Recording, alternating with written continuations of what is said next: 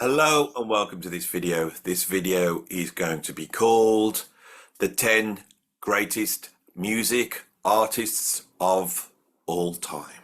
This is the big one. So on this video, I am going to give you my opinion of who I think are the 10 greatest music artists of all time, and I will rank them from 10 to 1. Before I start, what I want to do is look at the Rolling Stones, not the band, Rolling Stone magazine's 10 greatest artists of all time, because that's what promoted this video. I was reading that list and like everybody, you're horrified when you see that, aren't you? You think, oh my God, all the virtue signaling and trying to include this person, trying to include that person, make sure it's politically correct, make sure we've got the right amount of different styles on and blah, blah, blah, rather than just going, who is the greatest? Now, who's the greatest? The greatest would be, for me, based upon popular appeal, success. It would be based upon innovation and creativity, and it would be based upon some sort of skill, whether as a musician, a singer, or a songwriter, or as a poet, or a producer, or whatever. That would be how I would mark it. Now, I'm just going to quickly go through the Rolling Stones list. So at number 10, they had Ray Charles. At number 9, they've got Aretha Franklin. At number 8, they have Little Richard. At number 7, they have James Brown. At number 6, they've got Jimi Hendrix. At number 5, they have Chuck Berry. At number 4, they've got the Rolling Stones. At number 3, Elvis Presley. Number 2, Bob Dylan. And number 1, the Beatles. All right, so that as a list to me seems very safe. It seems that, they're trying to create a list that nobody will argue with, but of course, everybody will. Because on this list, Elvis Presley is more important than Jimi Hendrix, and I wouldn't agree. So I started to make a list of musicians that words in there that I thought should be at least in the top 10. I came up with a whole bunch of them, like people like David Bowie. I came up with people like Bing Crosby. I mean, take someone like Bing Crosby, who was one of the first pop singers, who pioneered singing close to the microphone, who had the biggest selling record of all time in White Christmas, and who invented, albeit indirectly, multi-track recording. And without multi-track recording, there would be no rock music. So we have to ask ourselves, is Bing Crosby more important than, say, James Brown, who's incredibly, this is what's so hard with this list. So I started throwing people into the pot, and I've been moving this around for the last few weeks, and then this morning I woke up, thought, I'm going to do it. I'm putting this one off, right? So I may well come back to this in a certain point. I don't know whether I've got this right, but at least I've got an opinion. It's mine, and at least I've staked my claim on this list. And I'm sure you'll get really upset, as you did with the Rolling Stones list, because in the end, this is all a little bit objective, but not entirely objective. If I was trying to stick Milli Vanilli or the Gumbay Dance Band or maybe Brotherhood of Man onto this list in the top 10 artists, many of you go, well, of course they wouldn't be on the list. And some people who aren't British might be even saying, who the hell are those artists? So there is some level of objectivity, and it's interesting to explore the levels of objectivity because by knowing what is objectively good and what is subjectively good, that is a pretty important thing for human beings to be able to do. So lists like this are very important. So who are the greatest music artists of all time? Now, a few caveats.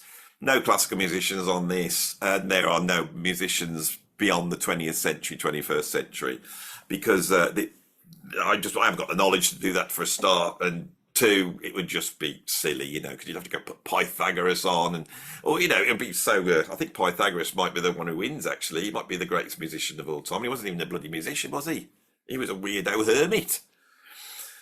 Right, so should we kick off? I promised not to yabber on this because I wanted to do something that normal people could come and watch that don't understand my world of weirdness, and just have like a 20-minute video where I just go through the list, something accessible. I wanted to be a popularist for once. Shall I just get on with it? Right. The 10 greatest music artists of all time for the 21st century, which is my opinion, ranked 10 to 1. Now, of course, before we start, another thing I must say. I may be a big fan of the Sex Pistols. I may be a big fan of the Police. I may be a big fan of Frank Zappa, right? But those people are on the list because it's not about what I like. You have to step outside yourself and look around and see what is actually there outside of you, which is always an imagined act. This is why I'm sat here for the first time. You can see outside as I talk. We're talking about the whole world, the wider world out there. You will see people driving past. You will see the what's evidence of other people. Other people are completely unknowing about this silly task we're about to undertake, right?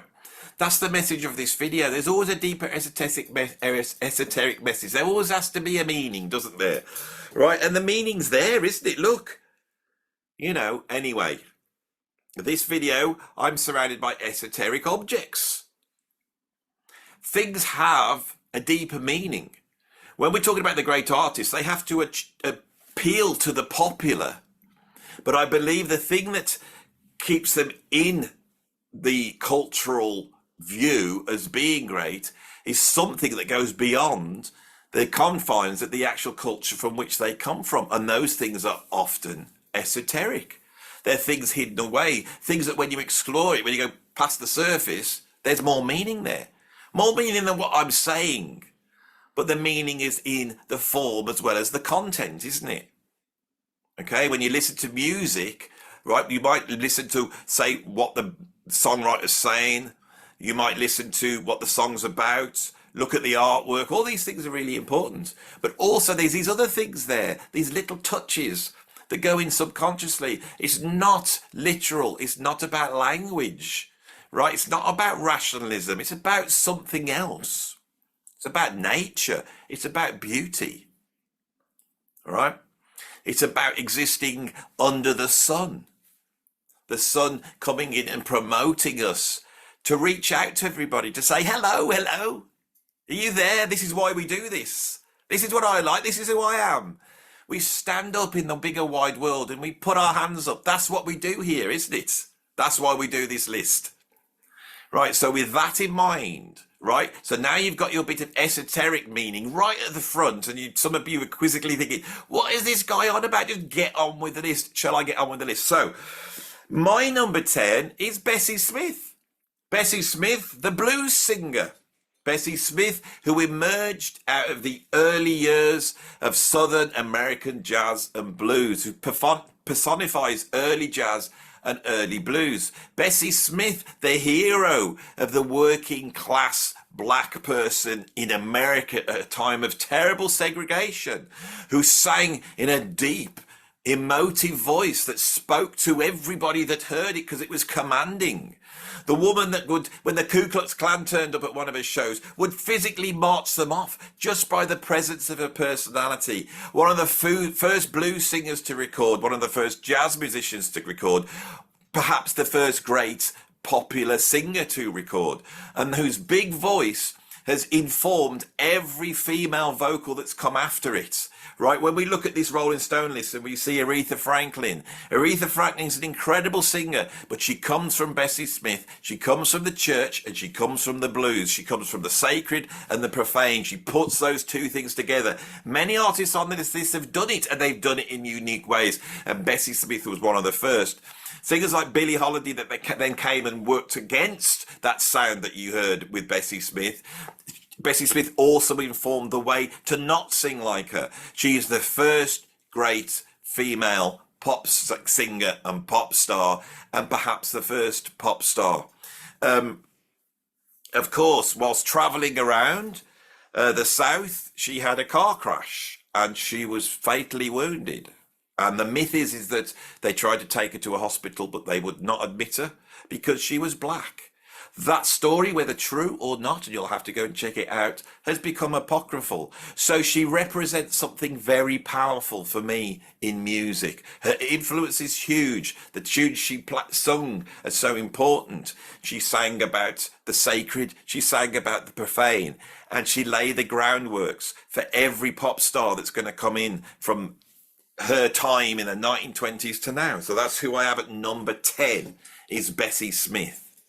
At number 9, I have a group which has influenced all modern music. Modern music has changed. On this channel, we're really talking about 20th century popular music. And 20th century popular music is about performing. It's about being on stage, about being a god standing up there like Jim Morrison, you know, with your arms out, with your band behind you that are convening with the gods that are passing through them, right, and coming out. But when we listen to modern music, the whole of modern music's not like that, is it? It's created by who? We don't know. Producers in a room on computers. People don't play on them. They don't sing on them. And now AI is going to come in and AI is going to create music that nobody's involved with, like a machine. It becomes part of like a Henry Ford, conveyor belt of art. Is it art? Right? There is one group that emerges at the peak of the classic rock, prog, experimental revolution that happened in popular music in the 60s and 70s, but basically single-handedly in every way lay the groundwork for all the music that surrounds us now, and that group is Kraftwerk. Kraftwerk has been called by some the most influential band of all time, the most influential artists of all time. Perhaps the fact that they aesthetically decided to go against the idea of the, Dionysian, Nietzschean I, which is what rock music's based upon, and become faceless, to disappear like a cog in the machine, right? Making music where does the expression lie? Talking about the mundane. Right, Kraftwerk, a hugely influential band, and it's interesting that they come out of the progressive movement that we celebrate so much here, especially groups like Pink Floyd, who are experimenting in a very similar vein before Kraftwerk got on the scene. Kraftwerk started out as a quite avant-garde krautrock improvising rock band, right? The seeds of this music's destruction, the seeds of what most people who watch this channel hate, the modern music that's on the radio that you switch on and just sounds like robots, created by some huge industrial elite just to suck money into the system.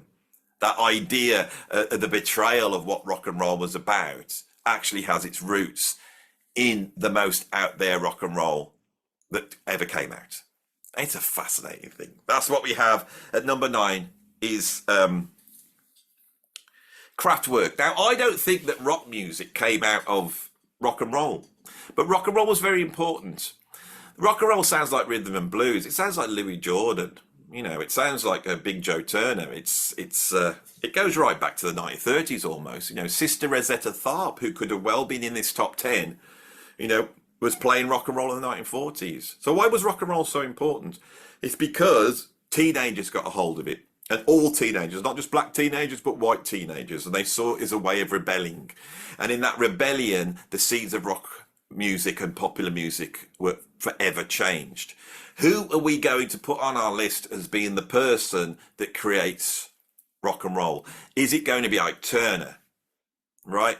Is it going to be Fats Domino? It could well be Little Richard, good golly, Miss Molly, it could be Little Richard, but the person I am putting forward, and I'm not too sure about this one, but I've decided to go for a couple of extra reasons, is Mr. Chuck Berry. Mr. Chuck Berry on Maybelline. Is it Maybelline, or is that an advert for makeup? I've just gone blank. Anyway, on his first record, what you have is the synthesis of black rhythm and blues with country music. If we listen to Hank Williams, he's playing the blues. He's played a low blues, but he's playing the blues. Those two things hold hand in hand. Chuck Berry was able to put those two things together and a little bit of the church and roll that up into songs that talked about driving around in cars.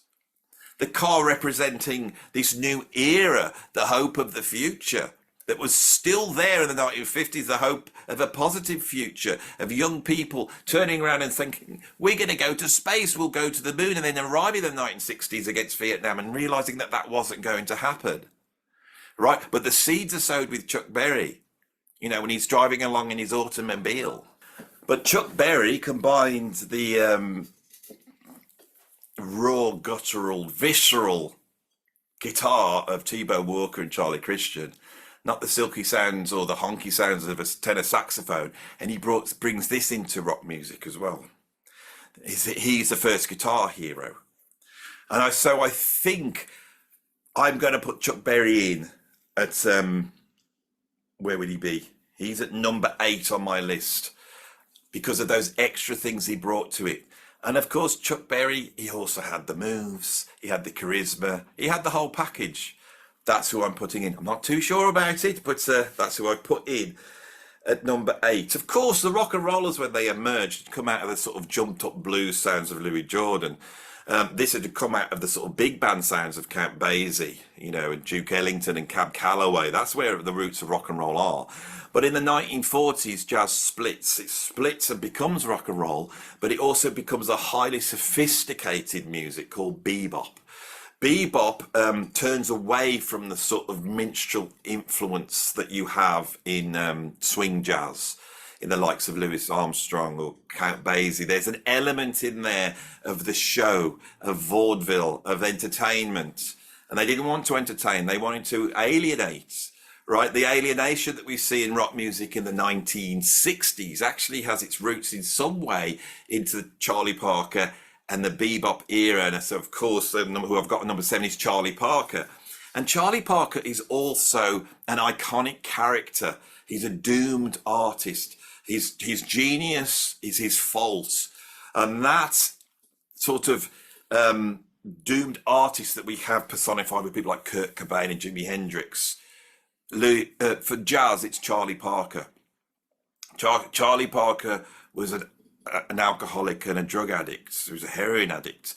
Musicians at the time felt that they needed to become heroin addicts to be able to access whatever Charlie Parker was doing. And what Charlie Parker was doing was that in the way he played, the notes and the phrasing, the attitude, the sound defined bebop, right? So from then on, this element that's in rock music of the virtuoso, right, is rooted in Charlie Parker. We've got Art Tatum before that, and we've got Paganini before that. That goes right the way back. But in terms of 20th century music, Charlie Parker is the astonishing virtuoso with a vision.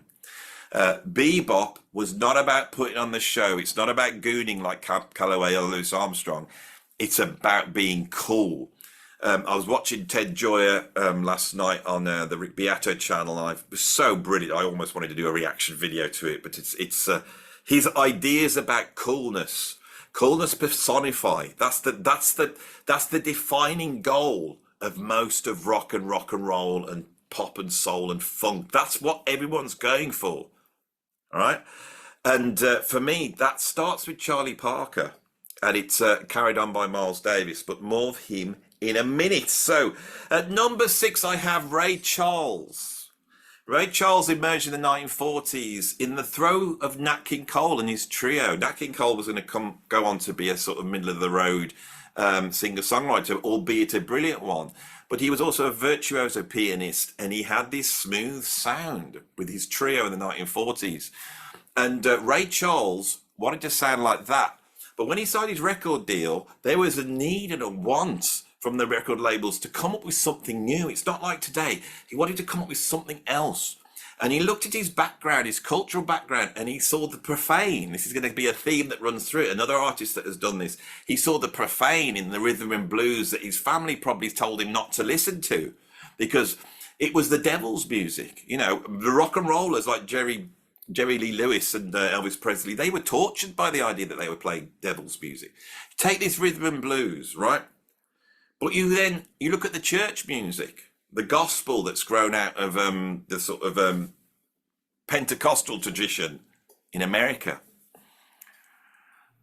And one day, before rock and roll's even become a popular thing, Ray Charles walks into the studio and he records a tune called I Got a Woman. Now, anybody who understands what gospel music is, and they hear that, I got a woman, wherever down, it's good for me. Anyone knows that that is a gospel tune.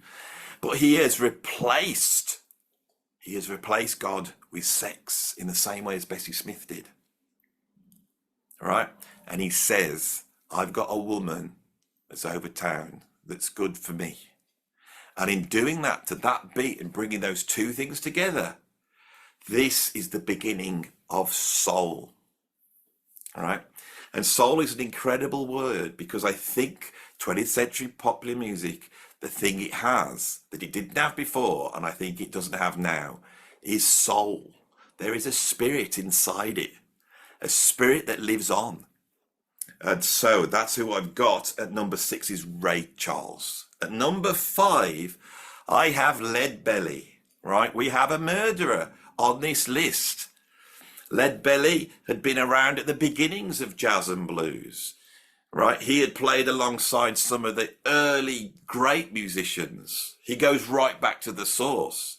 Leadbelly connects us to what was going on in the American folk scene before they started recording it. The big mystery, because we don't know where this music comes from.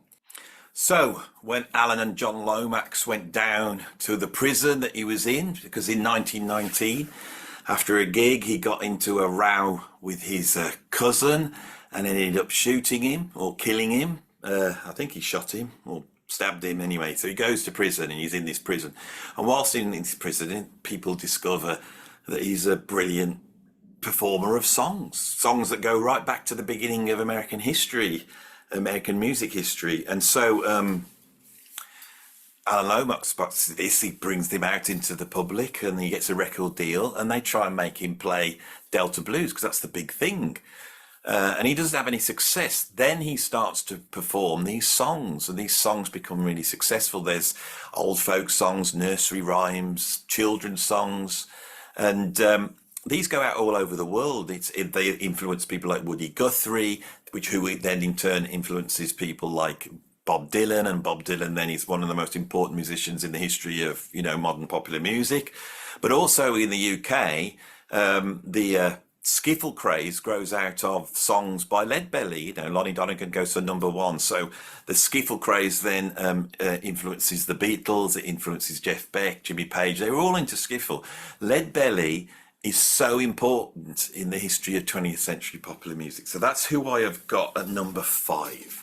And talking of the devil, although he's not a devil, he was a genius. At number 4, I've got Bob Dylan, and hopefully I've explained why that is that Bob Dylan was part of that sort of middle class, intellectual, sort of creative person that was very interested in these songs that had come through American history. He could see that in rock and roll, they were singing about, driving around the cars and chasing girls or chasing boys. And what Dylan saw with Woody Guthrie was someone who had brought the political in, how these songs had a deeper meaning, and he was interested in that. His first album, he records these songs. And it's very interesting because it's a white, middle-class person singing the songs of Black America. So that album's pretty important in terms of setting up the American folk movement that happened in the 1960s. But in him coming into contact with the Beatles, hearing Hard Day's Night and stuff like that, he realizes the future is in electric music. And in turn, and once he turns to playing these folk songs with an electric band, that really creates the foundation of what we call rock music. There's a couple of other things. He stops playing the folk songs and he starts to write songs that are relevant to that generation, and now seeing the wrongdoing of the generation before. There's like a cultural revolution in the 1960s, as we know. And Dylan is at the forefront of that because his songs mean something, popular songs that mean something to a generation. In turn, the Beatles meeting Bob Dylan realised that they need to move their songwriting to that aspect. And this is why Bob Dylan is so important in the history of music. If you listen to Like a Rolling Stone, which was recorded in 1965 with an electric band, and you hear that and that backbeat rock beat and the whole thing, and the track's pretty long, there we have one of the foundation stones for rock music. And that's why Like a Rolling Stone sounds like it's more like 1975 rather than 1965. So that's who I have got at number 4. At number 3, I've got Miles Davis. Miles Davis he's important because he comes out of the bebop scene, Charlie Parker. You know, we've spoken about Charlie Parker. You know, at a very young age, how old would he be? Probably 21, 22. He's playing with Charlie Parker, the greatest, instrumental group in the world. He can handle that stuff. He can play it, but he's got another vision. And when he comes out of that group with a group of players like people like Jerry Mulligan and Lee Konitz, and with the greater range of Gil Evans, he decides to move beyond bebop, and he creates an album called The Birth of the Cool. Now, this really is the birth of the cool. Miles Davis' personality is a combination of a sort of tough street kid, which he wasn't. He was a privileged middle class person. You know, his parents had a big house. He lived in comfort. You know, he was educated. He'd gone to Juilliard Music School to study the classical approach to music, which he sort of rebelled against a little bit. But he's also got this feminine, introspective sound. And in cooling the music down, there's two things we see there. Of course, we see his image, that thing of walking on stage and not doing a performance of which we see in indie bands in the 1980s, you know, of looking down at the floor, turning your back on the audience. But also he can take a popular song, which is what jazz musicians have always done, and he transforms it through his sound. He could take a tune like Someday My Prince Will Come, which is basically an upbeat, you know, Disney song. And when Miles plays with his sound, it sells records because he adds this mournful introspection, which is going to be so important in the history and development of popular music in the 20th century. But more than that, he is pushing the envelope. Miles Davis never wanted to stand still. He never wanted to do what had been done before. He starts to explore modality. He moves away from chord changes.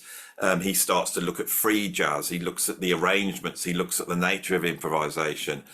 He is brilliant at putting musicians together and bringing out brilliance out of musicians. He can create environments in which musicians can innovate. And the list of musicians that have come out of his groups, from Bill Evans and John Coltrane to John McLaughlin to John Scofield, are all a litany of the greatest jazz musicians of all time. In the 60s, he then moves towards rock music. The reason is for him doing that is not to be commercial, but because he believes that black music should speak to black people, and he believes that he should be talking to the kids on the street. He tries to maintain something in jazz that which he's realised that he's losing, and that is jazz is moving to a conservative academic approach. He's looked at the free jazz, which is part of the civil rights movement, and that's not for him. He wants to mix what he's hearing from Jimi Hendrix, Sly and the Family Stone, James Brown, which is what he does. And although he doesn't invent jazz fusion, he is the first serious musician to really make masterpieces within that genre. So what we see with Miles Davis is, for a number of years, he pioneers a whole ton of stuff. Now, I'm going to give you an example of one thing that he did, just one thing. When he makes the album In a Silent Way and Bitches Brew, in the late 60s, he turns away from the format of having a chart with a set of chord changes, and you play the head, the tune, and then you improvise on it. And he starts to bring in fragments of ideas and letting the musicians that he'd put together in these novel arrangements to confuse them and get them to perform and improvise music which is that it does not necessarily start somewhere and end somewhere. He starts to work like an impressionist painter. It's just colours. And then his producer, Tio Macero, He then takes those recordings, they cherry pick the good bits, and then they start to cut the tape together. Bitches Brew, especially, but in a silent way as well, is created out of improvising on very simple ideas, usually to do with sounds, to do with like effects on the trumpet or something like that, and then stitching them together in the studio to create loops. So here we see the beginnings of the way all music is created nowadays. So that's who I've got at number 3 is Miles Davis. Now at number 2, hang on, I'll just make sure we're not. At number 2, and I wouldn't have put him on the list a few weeks ago, but at number 2 I got Jimi Hendrix. I've really been going deep into Jimi Hendrix and what he's done in terms of music. Jimi Hendrix for me embodies popular music, rock music, soul, funk, jazz, psychedelic, jazz, rock, all of them. He is all of those things. It's embodied in him as a person. When he comes out in 1967, his Are You Experience changes the world. It's so further past anything anyone else is doing at that time. It's a shock. And he never lets up. He flies high for 3 years, and then by 1970 he's gone. And in that time, he leaves behind a collection of work which is more than what you'd get from a lifetime of recording and playing. It's an absolute work of genius. I feel that Jimi Hendrix personifies everything about this music that we love in terms of the virtuosity, the self-expression, the charisma, the image, the wackiness, the studio experimentation. Everything Hendrix was beyond everybody else at. So much so that we almost forget how great he is. Now I'm going to go to number 1 now. At number 1, I have the Beatles. Now what the Beatles do, which is very important, is I think they are the first self-contained group, in that these guys not only perform the songs, they're not only the pop stars that have the charisma to put the songs across, and the Beatles come in with a new type of charisma, which is the charisma of the regular person, not the Elvis Presley, right? The Elvis Presley is like the Hollywood version of rock and roll. It's like finding that person that looks unreal, beautiful, that can sing and dance and stand up. And Elvis is important, but I haven't put him on the list because in the end, Elvis is like the Hollywood version of what Chuck Berry, Little Richard and all those guys are doing. All right. Important though he is, and it's groundbreaking as that first album is. It's an amalgam, The Beatles are regular people, and they're English people, and they are able to bring in English influences, English literate influences, absurdists like Edward Lee at Alice in Wonderland, but also the history that goes back to musical. There's a strong musical influence. The songs of George Formby, those sort of comedy songs, and they fuse it together with rhythm and blues, and it's just loved by people. When they go to America, it takes it over. But they're a self-contained band. They do it all themselves. If you class George Martin as being the 5th Beatle, which I do. So with George Martin and producing and understanding the studio, and then the guys writing the songs, performing the songs, singing the songs, writing the lyrics, we have a self-contained unit. Now, up until this point, music was like an industry. People wrote songs, they gave it to a charismatic singer, and they performed it with an arranger in a recording studio. And there was no control. There was no actual aesthetic center to it. You can't have that. But once you've got a self-contained band, that band can say important things. Now the Beatles start off by singing love songs, but they move after hearing Dylan to singing serious songs about serious stuff. They're self-contained. Once you're self-contained, you can start to call the shots. Now I watched interview with Ted Joy, as I said before. I watched an interview and they were trying to talk about AI. And I felt brilliant though the talk was, there was a couple of things that I could add to it. And one of them was this idea of the self-contained unit and the bargaining power that has in terms of the music industry. These bands in the early 60s weren't making that much money. The record companies were.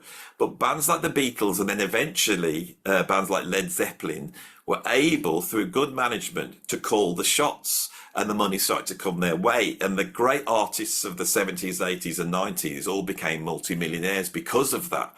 This is something that we don't realise starts with the Beatles. If you then divide it up and you've got an industry that can make the songs, it will end up with what we're going to have now, which is AI songs on Spotify, which are pretend artists, right? They're not going to tell us that this is going on. We're going to think they're real artists, but they're not. And the royalties and the production credits will all go back to Spotify. It will just become an industrial mechanized music, right? This is what we're losing at the moment, and we will lose it. There's nothing we can do about it. But it wasn't always there. The band that put that there was the Beatles. That's how important they were. And from 1963 to 67, there was nobody that could touch them on the planet. In 1967, though, they get unseated by Jimi Hendrix. And Jimi Hendrix then comes in and they are doing incredible stuff, but they're not the only people on the block. And that is why when you listen to Purple Haze, which was recorded in 1967, it sounds so way beyond anything that is on Sgt. Pepper. This is why I got these two at the top. So number one, if I've got the Beatles. So I did originally have a number one. That was above the Beatles, but I am going to put this guy into an honorary position now. So above it all, the person that embodies popular music so much and jazz and everything, right? So much so that I have not even put them on the list. The god of 20th century popular music is, of course, Louis Armstrong. I've got him in an honorary position right at the top of this list. Louis Armstrong, whose very personality, right, was copied by everybody. The way he played trumpet, the way he sang, the way he arranged tunes, the way he worked in a recording studio, the way he performed to an audience, the way he sold a song, the way he sang in his own voice and made his own voice work, and the way he could change a song so that he could sing different lyrics or no lyrics at all and not sing the melody, but he would still own the song. That is the blueprint for everything that comes forth. I did have him at number one, but I thought I'm going to put him in an honorary position so that we really understand what that guy was. So that has been my ranking of the greatest musicians of all time. If you enjoyed this video, right, please put a like on the video because it really helps the channel and it won't hurt you at all. So just now, because you're probably forgetting about it, because, oh, that's quite enjoyed that then. But if you did, just put a like on it right now. That would really help me. And if you want to hear some more videos like that and get deeper into my world, where I am trying to hold on to the last echoes of this incredible art form that we all love, if you want to help me to try and do that and come out and really explain what I think was of value to this incredible art form that people of my age live through and has informed us as it slowly dies away and goes into the obscurity of history, then you can subscribe to the channel. If you want to support me, you can become a patron. My Patreon is stacked full of stuff. You know, I can get to play actual music on there. I've got millions of articles, videos. I've got all my albums up there, but also once a month, sometimes twice a month, we have the Patreon meeting where we all get together and we chat about music. The last one was 3 hours long, right? And I really enjoy that. A lot of my ideas are coming from that. And also, you could join the Patreon WhatsApp group where you can meet a load of like-minded people who are sharing albums they like. There's artists in there who are sharing the music and getting it directly to the people who love it. If this music is going to survive in any shape or form, it's going to have to go underground, and we're going to have to get to directly from the artist to the fan, and then back from the fan back to the artist. We've got to forget about the labels. And that way, we can do what the Beatles did and try and get the money to come direct, and smaller amounts of money coming direct to the artist without the costs, because that's what technology allows you to do, I think is the future for actual music. And actual music will exist esoterically, while the great unwashed out there, you know, that you can see driving past, will just be listening to their favourite band on Spotify, which is actually AI. That is where we're headed. And so this list here will be of interest in 20 years' time as young people click on YouTube, if it's still there, and go, well, who the hell are they talking about? who is this Jimi Hendrix of which they speak, you know? So if you want to come and support me in doing that, you can become a patron. But if you want to support me just financially, I have a PayPal tip jar down below. Thank you very much for watching this video. I hope you enjoyed it, and I will see you on the next one.